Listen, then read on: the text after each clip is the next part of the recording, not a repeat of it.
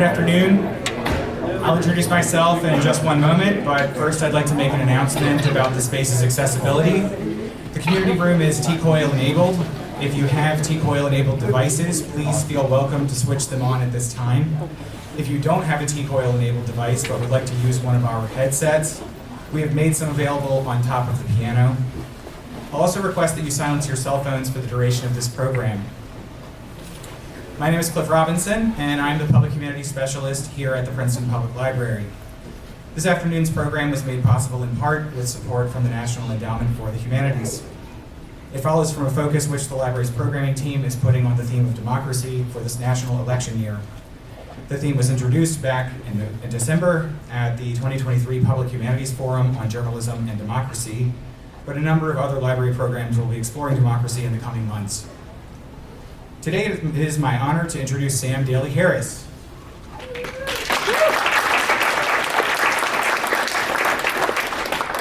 Sam may have started his career in music as a percussionist for the Miami Philharmonic, but now he is known above all as an activist and author. As an activist and advocate for causes of concern, he founded the Anti-Poverty Lobby Results in 1980. He co-founded the Microcredit Summit campaign in 1995, and he founded Civic Courage, devoted to the promotion of citizen activism, in 2012. He has also worked with the Citizens Climate Lobby on the urgent issue of confronting climate change. As an author, he has previously published Reclaiming Our Democracy, Healing the Break Between People and Government in 1993, which was reissued in 2013 as a 20th anniversary edition. In 2002, he authored Pathways Out of Poverty, Innovations in Microfinance for the Poorest Families, and he co-authored with Ana Wimbo, first More Pathways Out of Poverty, and then New Pathways Out of Poverty in 2006 and 2011, respectively. This afternoon, he will speak on the 2024 edition of his book, Reclaiming Our Democracy, Every Citizen's Guide to Transformational Advocacy, which was named an editor's pick by Publishers Weekly Book Life. Kirkus Reviews called it a handbook for aspiring activists that readers will find to be both inspiring and practical. Sam? Thank you.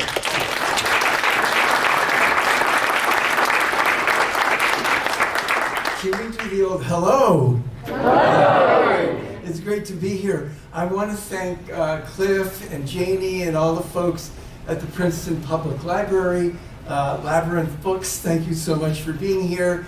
And then when this session is over, talk and Q&A, there'll be tabling from American Promise. It'll be out in the foyer and down in the library. The tables, Citizens Climate Lobby, Coalition for Peace Action, Every Library, League of Women Voters of Greater Princeton, Not in Our Town, Princeton, Results, and Represent Us, plus, as Cliff said, thank you to the National Endowment for the Humanities. I've been actually honored to be on 3 NPR national shows in the last 3 weeks, and I've been fascinated by how the moderator, what their takeaway from the book has been, and their vulnerability in some of their questions. And so I want to just share 3 of them. Last Monday, I was on 1A, and Todd Zwillich was the guest host, and this was question number 2. He said, one of the things oh no, that's not here, sorry. Sorry, he said, the passive nature to our politics now, you can feel beat down by it. I mean, this is my career and I feel beat down by it. It's much more of an effort for me. I don't participate in the same way others do because I'm a political journalist, but I do have to pay attention. It's a grind. It's a grind, Sam. I mean, I know you know that. What am I feeling? What's the way out of that? I'm not an activist, but you know what I'm saying. This was question number 2, and I was really taken by the vulnerability in that question to a national audience. Here and Now was on January 9th, and deeper into her interview, Deepa Fernandez said, one of the things I found really insightful in your book, you say, to move from passively caring about something, say the environment, climate change, these big things that are actually happening in our lives, to actually taking action, we have to And I'm quoting from you here in your book, be honest about the hopelessness that's in all of us. I found that really struck a chord with me, Sam, because the issues we do care about sometimes seem massive and immutable. How do you move past that sense of hopelessness? I mean, I was very taken that she would be as vulnerable in that question. Now, this is the introduction. This is the first couple of sentences. Chris Boyd on the show Think, in her interview, this is a case where, what was her takeaway from the book, and how would she begin introducing it to her listeners in a way that might strike a chord? She said, this is how she started. There may be no greater aspiration than changing the world in a positive way. So why do so many of us believe in great causes but fall short of taking them on? I was very struck by these kinds of questions and statements by national, in this case, NPR media. And it was, so we're going to answer these questions and others like it. I'm going to start, and I'll just leave it here for a moment. I'm going to start with my story of self. One of the big messages of the book is know your why and share it. If you're working in a nonprofit group, why do you do what you do? What happened in your life, and what decisions did you make that got you to this commitment? Marshall Gans at Harvard really developed the story of self, us, and why. And here's my story of self, and I tell it all the time. I have a bachelor's degree and a master's degree in music, and I played percussion instruments in the Miami Philharmonic Orchestra for 12 years and taught high school music. And 44 years ago, I founded the Anti-Poverty Lobby Results. And a lot of times I'm asked, music, poverty lobby, what's the connection? And when I look back in my life, there's certain experiences that start pointing me in a different direction. I graduated from high school in 1964, and of course played timpani in the orchestra at the graduation ceremony. And just before the ceremony, a flute player came back to the percussion section and told me that a high school fraternity brother of mine, a year younger, had died the day before in a tractor-trailer accident in Georgia. It was her next-door neighbor, so she knew about it before I did.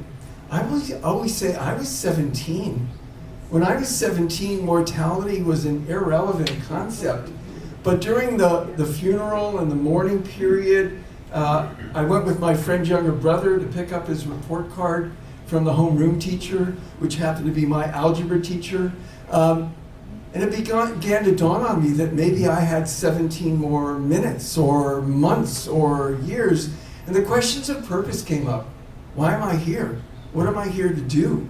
What is my purpose? 4 years later, 1968, college graduation, U.S. Senator Robert Kennedy's assassinated right in the days around college graduation. And it's another, what is this life? What is this death? Why am I here? What am I here? No answers, but the questions are getting clearer. 9 years later, 1977, I'm invited to a presentation on ending world hunger put on by the Hunger Project. And I go to this event thinking, well, hunger's inevitable. What do I know? I'm a musician. I mean, it's inevitable in my mind because there are no solutions. What do I know? I mean, I'm thinking, because if there are solutions, somebody would have done something by now.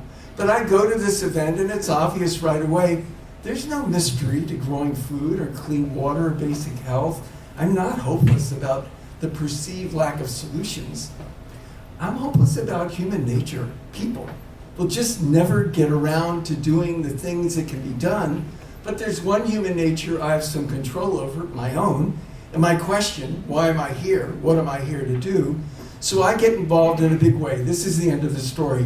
In 1978 and 1979, I spoke to 7,000 high school students, classroom by classroom. And before I went into the first classroom, well, you know, I had this, why am I here? What am I here to do? When you're driven by some kind of purposeful question, you might talk to 7,000 high school students. And before I went into the first classroom, I read some statements from Jimmy Carter's Commission on World Hunger and others calling for the political will to end hunger. So I asked 7,000 high school students, what's the name of your member of Congress? I don't want to know if you wrote them. I don't want to know if you met them, just the name. And out of 7,000 students asked, 200, fewer than 3%, could answer correctly. 6,800, over 97% could not tell me the name of the member of Congress. And results grew out of this gap between the calls for the political will to end hunger on the one hand and the lack of basic information on who represented us in Washington on the other. So, how would your story of self go? It's unique to you. It has nothing to do with losing a friend in high school. It's what your story is that got you into this room to start with, and then maybe in the action work that you're involved in. The main message of the book is transformational advocacy. And so I make the distinction between transactional advocacy, sign the petition, transaction complete, and transformational advocacy, where you're trained, encouraged, and then succeed at doing things as an advocate that you never thought you could do, like meet with a member of Congress and bring them on board to your issue. You do those things you didn't think you could do, and as a result, you see yourself in a new light. You see yourself as a community leader. And so the whole thrust of the book, the subtitle is Every Citizen's Guide to Transformational Advocacy. Now, actually, I'll just tell you, I borrowed this from Hari Hahn, a professor at Johns Hopkins. She used the word transactional mobilizing and transformational organizing, which for me described more what the staff does. The staff does transactional mobilize, but for me, transactional advocacy or transformational advocacy is more what we do, what the volunteers might do. And she brought these ideas up. We'd been doing it for 40 years, but I'd never named it, and so it gets named in this book. So I'm going to do a little bit of bad news for starters, which is we're not getting the training and support we need to engage in transformational advocacy. Examples. Number one, last year, the independent sector did a study. It was like 20 years after they'd done it before, and they found that 31% of the nonprofits surveyed do advocacy or lobbying in the last 5 years. And 31% was less than half than 20 years ago. Hold on, it gets worse. The Congressional Management Foundation surveyed advocacy professionals, and they asked them, what is your main method for advocacy? And 79, I could jump out of my seat right now, 79% said an email form letter is their primary form of advocacy, but only 3% of congressional staff said that was very effective. So they're doing 79% are online form letters. That means that's what we're doing. And only, you ever get the sense that maybe is it not that effective? Yeah, well, 97% of congressional staff agree with you. And so the slightly better news is that 94% of congressional staff told the Congressional Management Foundation that an in-person issue visit from constituents is either somewhat or very effective. And so that's a key part of reclaiming our democracy and of transformational advocacy. So we aren't getting the training and support we need. And that's why we're having the action fair afterward, where you can connect with some of the groups that are doing that. Okay, now my first story, I think I'm telling pretty much 3.5 volunteer stories. The first story is of Maxine Thomas. Now this is Maxine with her Senator Todd Young, Republican of Indiana. And I'm going to tell you about Maxine, and then I'm going to quote her from the book. Maxine is someone who grew up with a lived experience of poverty. She actually said in her portion of the book, she said, I had a heart for service, but I was clueless about advocacy, especially political advocacy. she joins a group called Circles for people motivated to move out of poverty, and her Circles group discovered that they had a story to tell. So they search for an organization to help them tell their story. They discover results, and Maxine gets a scholarship to go to a results conference in DC. She borrows luggage because she doesn't own any. And the night before the lobby day, when they're going to meet, in this case, they were meeting with both senators and all their representatives, not the staff only. She learns that the Earned Income Tax Credit is about to expire. In 2020, an average family would receive $3,100 from the Earned Income Tax Credit. This is what she says. This is her first ever meeting with anything, an aide, a member of Congress. The first meeting on Lobby Day was with Senator Dan Coates and brought new ahas. He was there for the entire meeting. I can still feel it. I was a ball of emotions. It felt like an out-of-body experience. We're getting to transformational advocacy in a moment. I was processing being in DC, and now I'm in an exclusive meeting. We're all dressed up. It was high level. The volunteers were polished and sharp, but I was scared.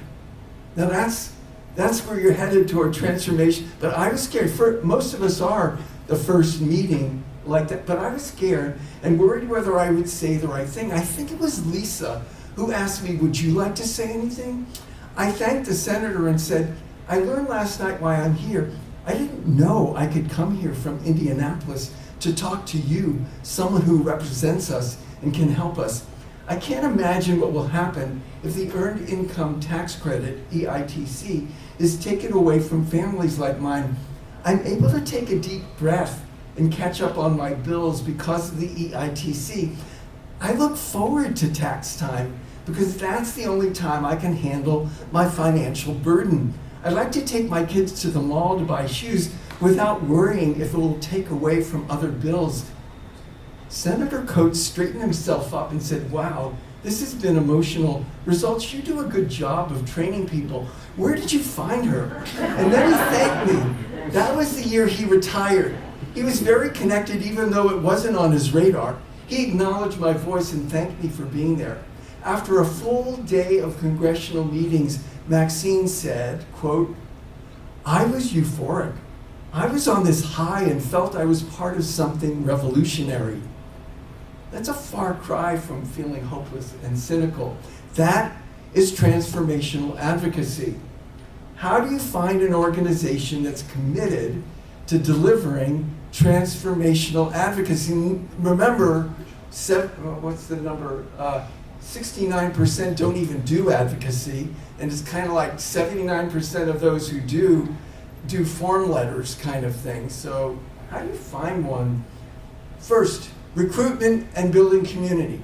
Recruitment is, the organization is constantly bringing new people in. I don't mean to build an e-blast list, no. Real people, talking to real people and forming them into chapters, that's the recruitment part. And then building community is a monthly all-of-organization webinar, not just for the leaders. If there are 5 or 10 or 15 in your chapter, all 5 or 15 on this webinar with guest speakers, Q&A, inspiration. So the first is recruitment and building community. Second is training. The organization is actually committed to improving your effectiveness. How do you get the meeting? How do you plan for the meeting? What do you ask for during the meeting? How do you write a letter to the editor to get it published? And the last one is the organization encourages breakthroughs. They encourage members to move out of their comfort zone. There's a drawing in the book where a small circle is your comfort zone. You want an organization that will not kick you out of your comfort zone, but encourage you out of your comfort zone over to where the magic happens. So that's a sense of that.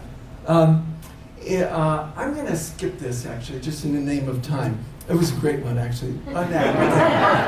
So in a 2021 New York Times column titled, There's a Specific Kind of Joy We've Been Missing, author and professor Adam Grant talks about collective effervescence, the sense of energy and harmony people feel when they come together in a group around a shared purpose. Now, He was talking about going back to a first rock concert since COVID. That's what his collective, which is fine.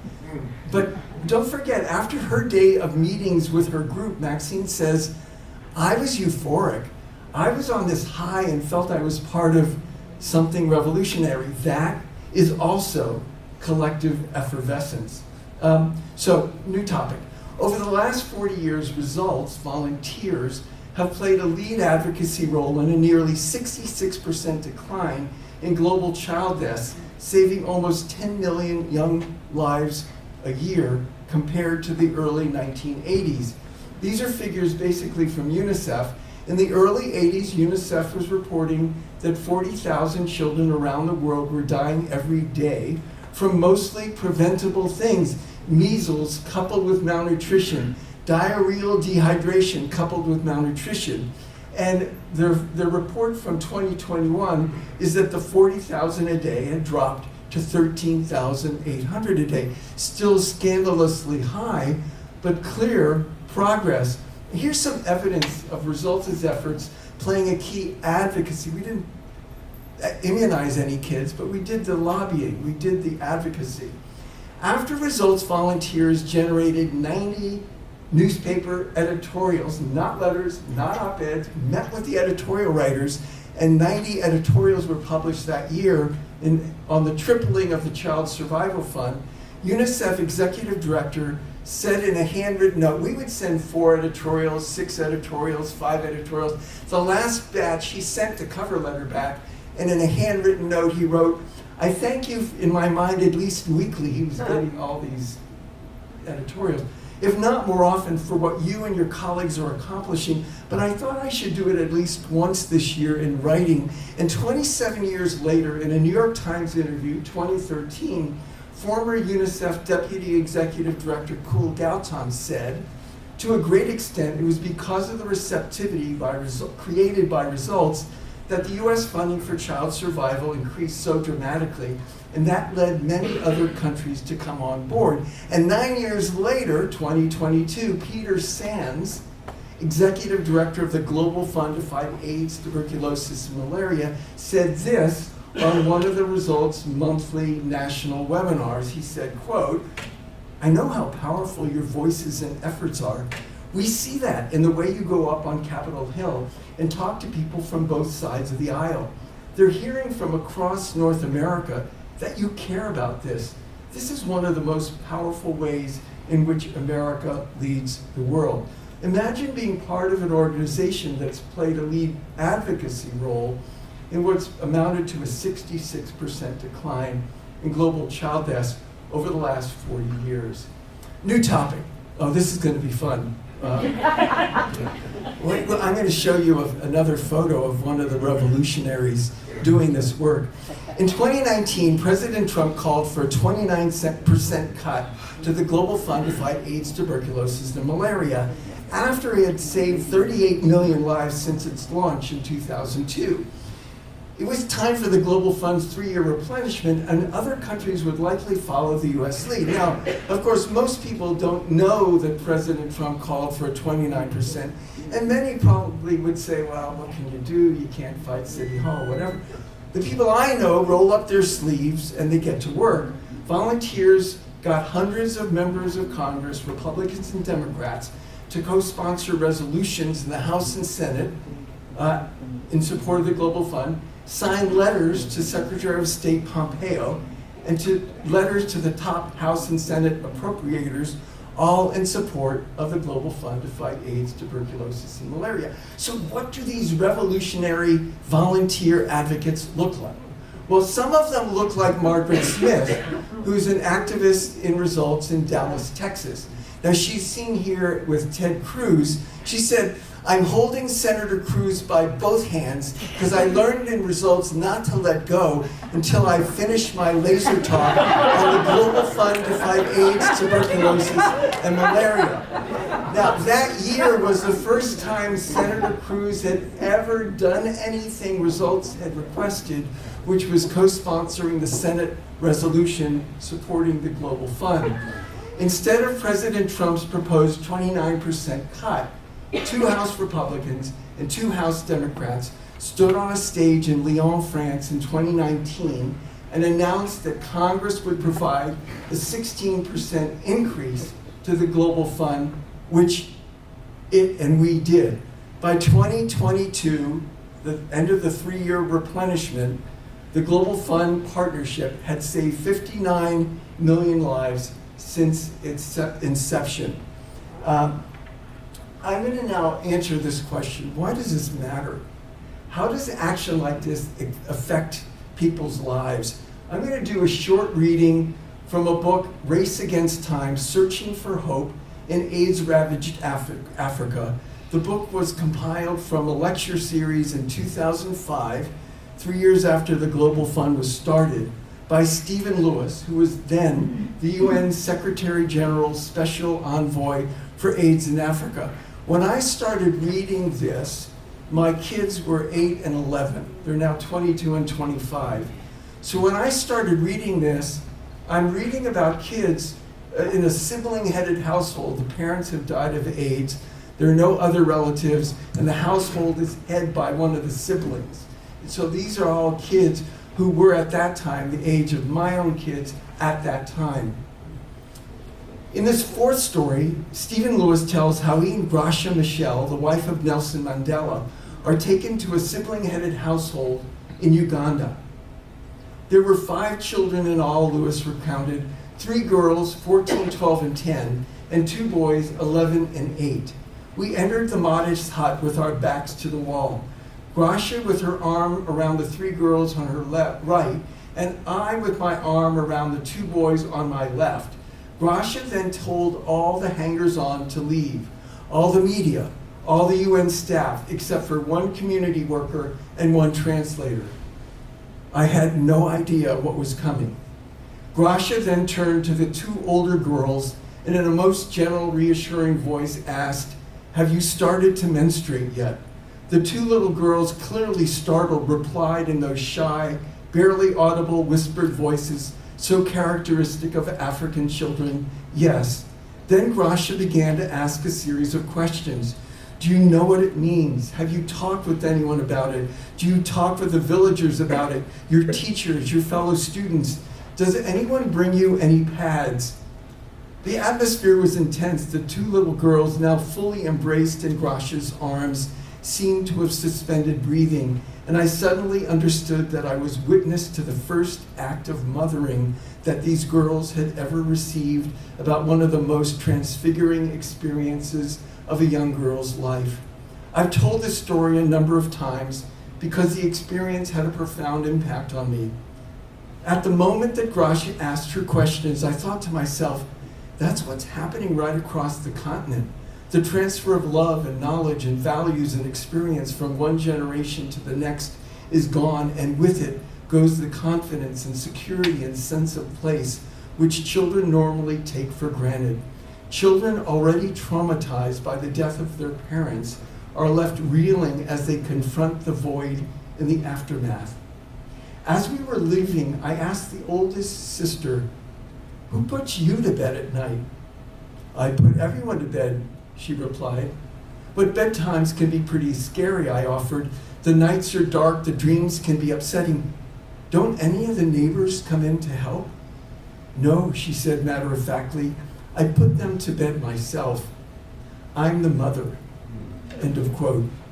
So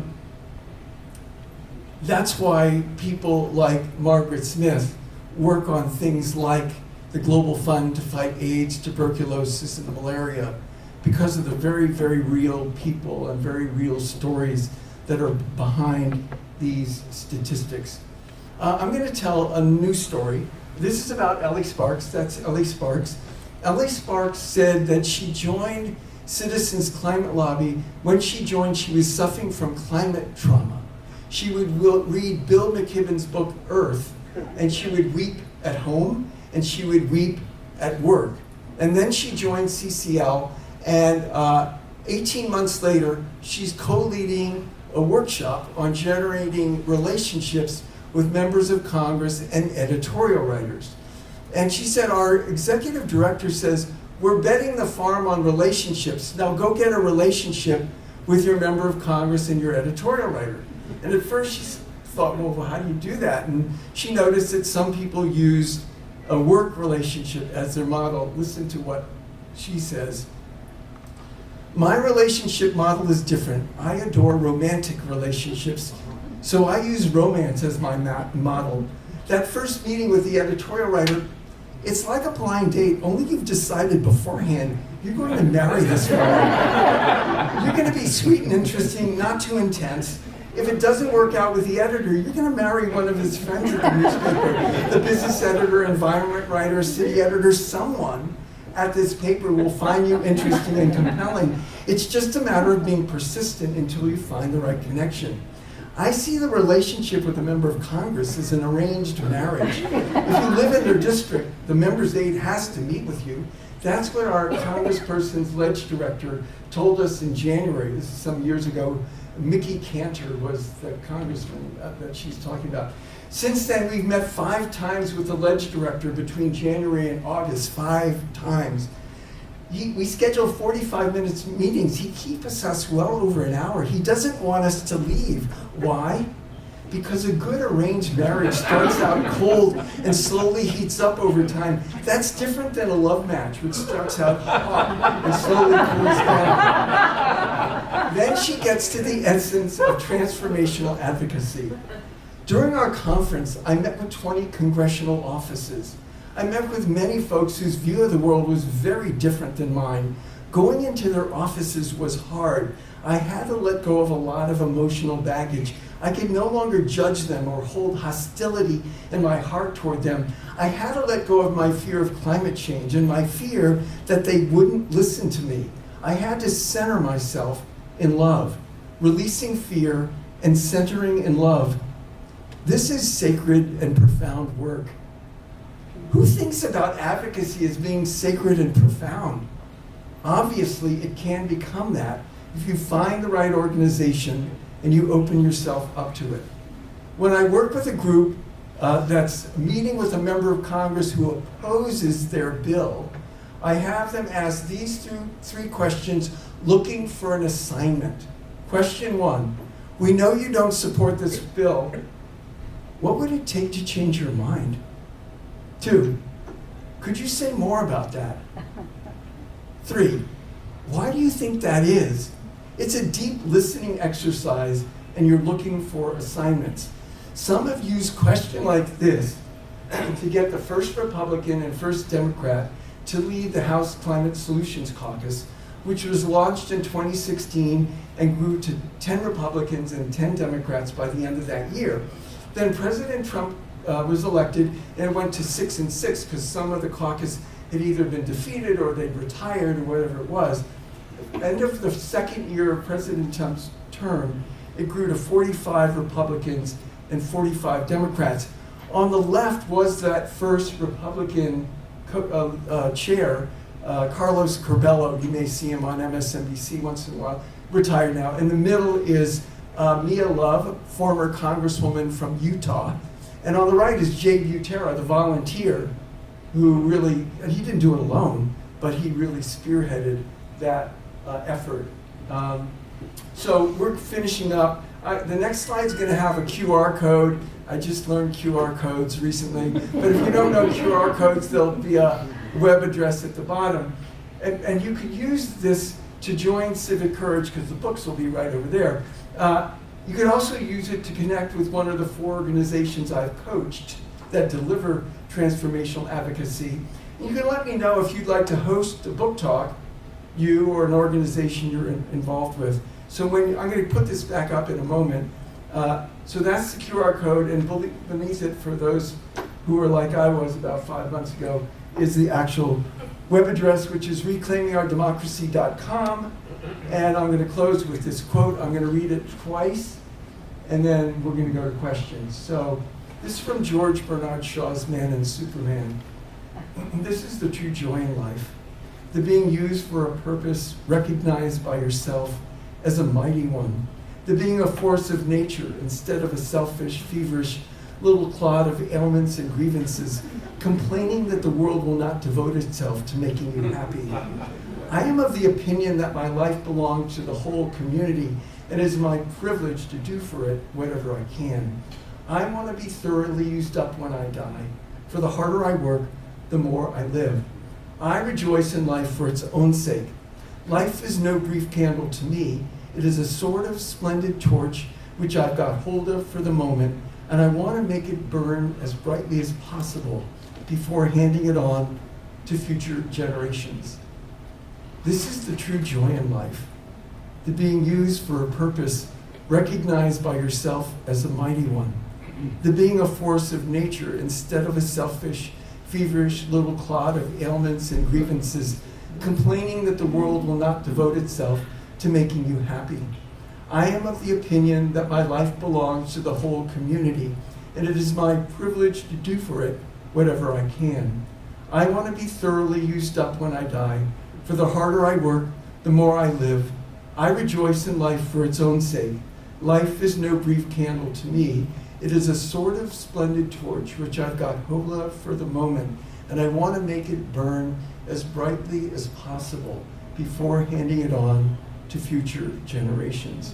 So again, with this code or the website underneath, you could join the Civic Courage mailing list. You could let me know if you'd like to be connected to one of the 4 groups I've coached. You could also let me know if you're interested in hosting a book talk, you or an organization that you're connected to.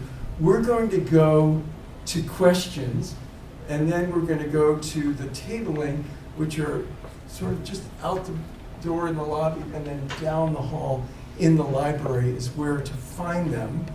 And we're going to, Reverend Bob, you're going to start us off.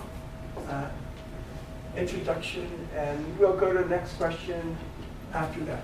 Thanks, Sam. Fantastic talk. Thank you so much.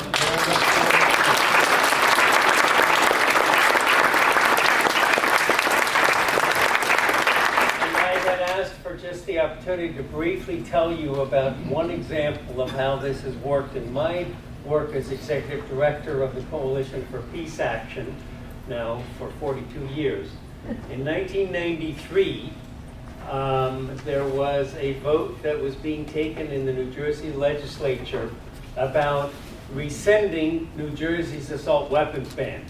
Now, the NRA had pumped a lot of money into the state legislative elections in 1991, and so they had a veto-proof pro-NRA majority in both houses of the legislature.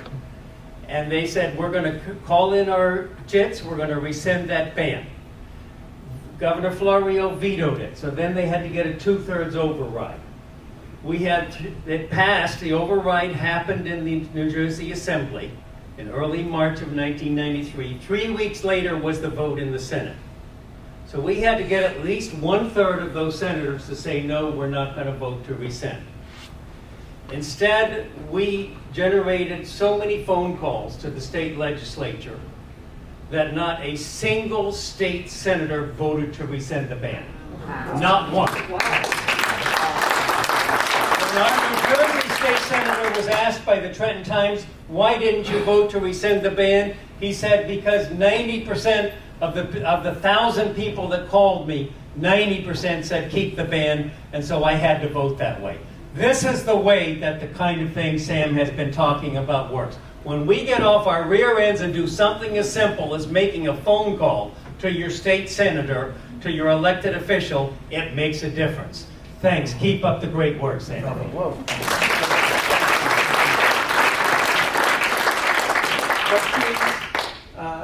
Who's first, second, third?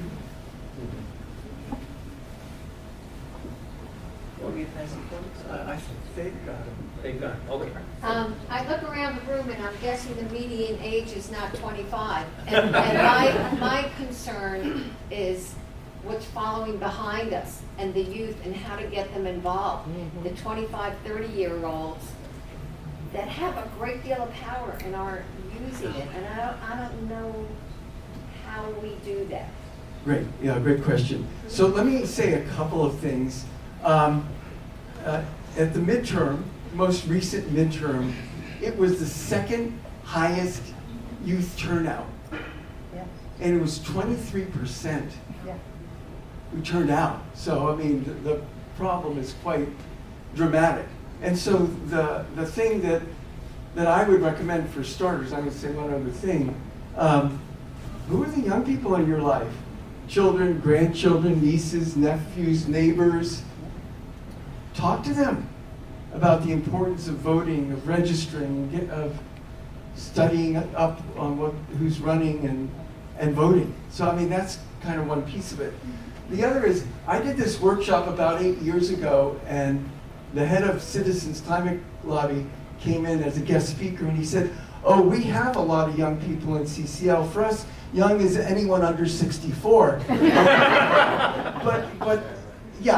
but they and other groups have worked hard to start addressing that. So, for example, I know CCL has different programs for young people to get involved big time.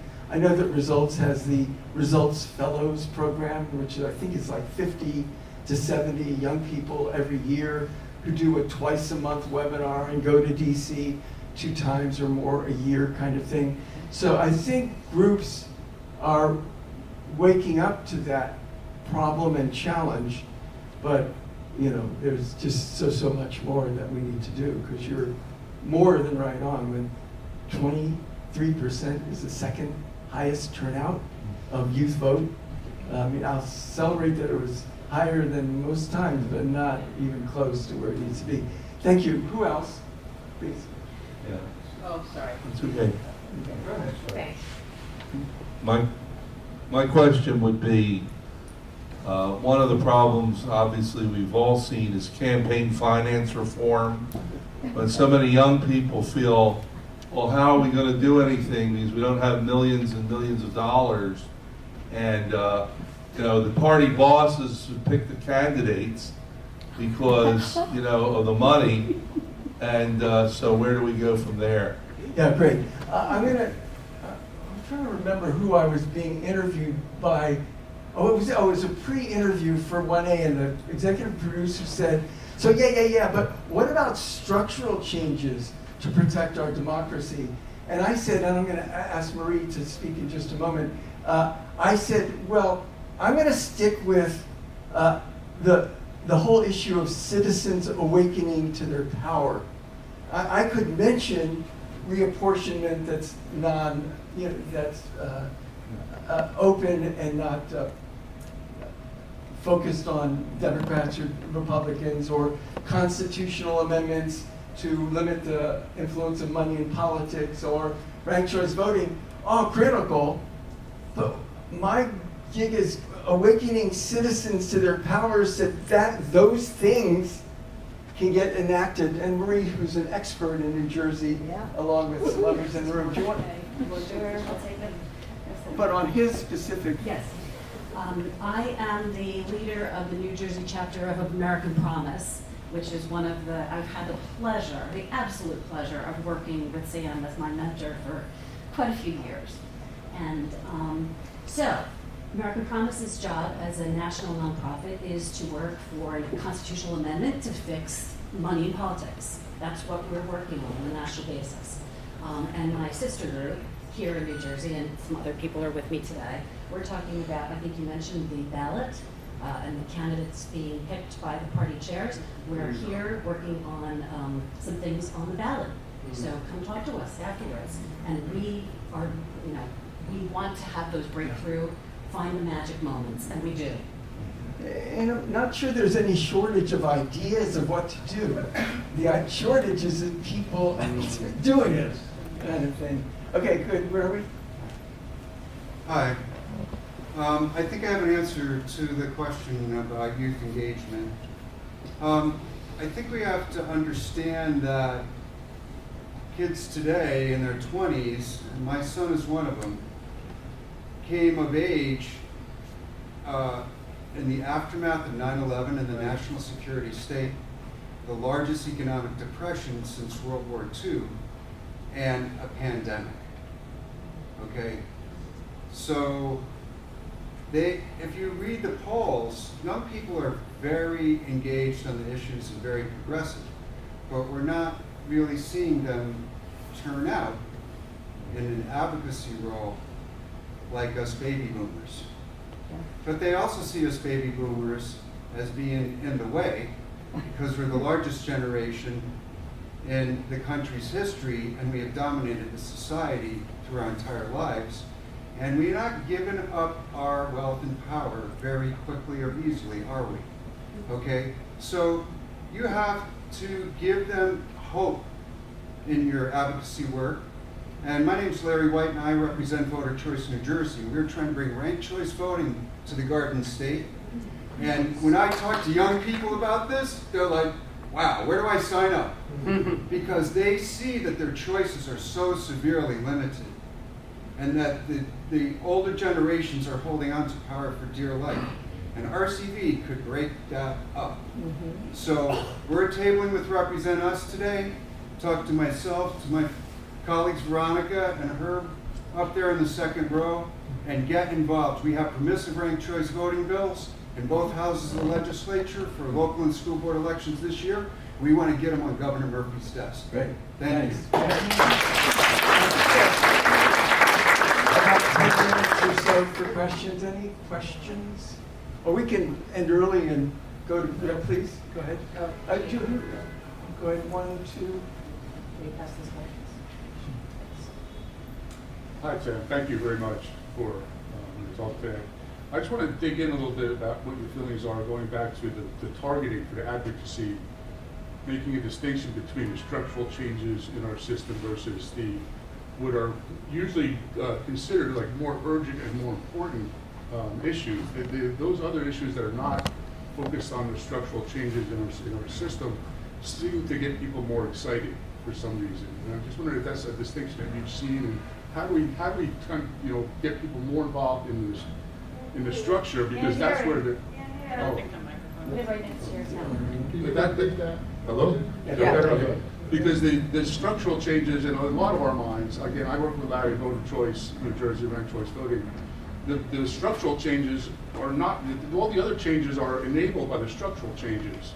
But yet it seems like the targeting of a lot of advocacy, a lot of energy seems to be focused on the more sort of real life, hunger, even money and politics is a structure, but some of the more personal stuff, this thing that people can identify with, seems to get more of the attention or more of the energy. Right. I would say, how do I say? I would say it's a much bigger problem or in other words, when Donald Trump was elected, 100 million Americans did not vote. And when Joe Biden was elected 4 years ago, 80 million Americans did not vote. Right. The level of asleepness is profound. And so both our organizations have to do a better job of waking people up and creating a structure that once they step into it, they don't disappear as quickly because the structure is flimsy and not very supportive. So yeah, we need the structural changes, but we're going to kind of be chipping away at the mountain until more people are picking up the axe. There's someone in the back. Yeah. Thanks, Sam. Hi, my name's Mark. I'm a member of Results, have been for a number of years. And one of the big things about Results every year, at least up until COVID, was going to Washington, D.C. for a day, or actually several days there to hear speakers and to then go up on the Hill and actually lobby. And what I wanted to mention was the power of being a constituent. And at one of the Results international conferences, we called them there, we had a speaker, Barney Frank, speaking from Massachusetts. And this may not be true for everybody, but he gave us a sense that it was much more common than we thought. He said, if I were if I were at Logan Airport in Boston, where he's from, and there was a room full of lobbyists on one side who could make contributions, and on the other side there was a group of my constituents who came to talk to me about what was very much on their minds. And I had 15 minutes before the plane left. I could only go to one room. Where would I go? Well, knowing Barney Frank, of course, he said, I'm going to go listen to the constituents because they will go home and talk to all their friends. And they will get the word out at the grassroots level. And they are much more powerful than the people in that other room. Mm-hmm. So I was thinking, well, yeah, that's Barney Frank. But he said, you would be very surprised how many other of my colleagues in Congress would say the same thing. Great. I'm going to close, I think, with this, because we've left questions and moved to comments. The first edition of the book, which came out 30 years ago, began with an anonymous quote, and it turns out that it was Barney Frank. And this anonymous congressperson said, you know, people are complaining the president's doing a terrible job. They're complaining that the House of Representatives is doing a terrible job, that the Senate is really a mess and doing a terrible job. This anonymous congressperson said, well, the American public is no great bargain either. Which, I'm sorry, we can all do a better job. So here's what's going to happen. I'm going to be over there signing books, and I'm going to ask people if we can do this fast. If you're here with results, would you stand up for a moment that you're going to be tabling, or they may already? Okay, and they'll be out at one of the tables. Sorry. If you're here with American Promise, would you stand up for a moment? Okay, well, never mind. They're already headed out to their tables or whatever. So out there are the tables. Go check them out, and I'll be over here signing books. Thank you so much for your